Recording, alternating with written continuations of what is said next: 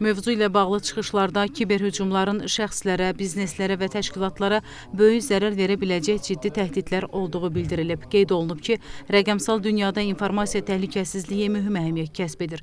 Kiberhücumlar fərdi şəxslərdən tutmuş dövlət qurumlarına və böyük şirkətlərə qədər geniş miqyasda təhlükə yaradır. Məhz buna görə də kibercinayətkarlığa qarşı ölkəmizdə qabaqlayıcı tədbirlər görülür. Bu istiqamətdə maarifləndirmənin də mühüm rolu var. Çıxış edənlər həmçinin informasiya sistemlərinin müasir çağırışlara yönəlmiş kiberhücum və təhdidlərə qarşı dayanıqlı mübarizə sistemlərinin qurulmasından danışıb, sosial şəbəkələrdən istifadə zamanı informasiya təhlükəsizliyinə riayət olunması, kart məlumatlarının qorunması, kiberhücumlara qarşı mübarizə tədbirləri və digər mövzularda ətraflı məlumat veriblər.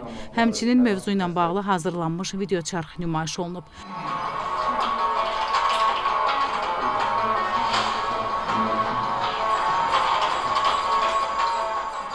Tədbir zamanı iştirakçıları maraqlandıran suallar cavablandırılıb. Həsən Məmmədov, Əfqan Hüseynov, NTV Xəbər.